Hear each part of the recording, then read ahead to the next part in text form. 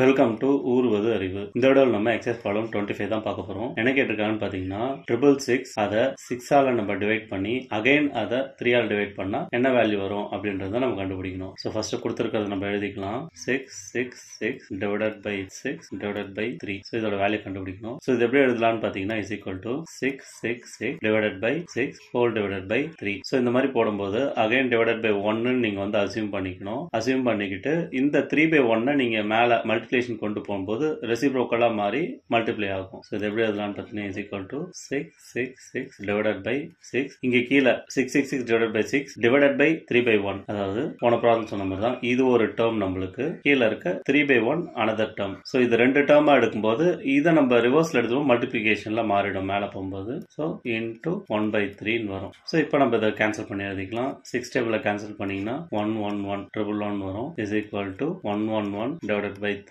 So 3 table cancel பண்ணா 3 3s are 9, balance to 21, 3 7s are 21. So இதோட value 37. So 666 divided by 6 divided by 3 ஓட answer என்னன்னு பாத்தீங்கன்னா நம்மளுக்கு 37. So இந்த வீடியோல ஒரு நம்பரால இன்னொரு நம்பர் டிவைட் பண்ணி அதை இன்னொரு நம்பரால டிவைட் பண்ணா என்ன வேல்யூ வரும்ன்றத எப்படி கண்டுபிடிக்கணும்ன்றது தெரிஞ்சுக்கிட்டோம். உங்களுக்கு யூஸ்ஃபுல்லா இருந்திருக்கும்னு நம்புறேன். நன்றி.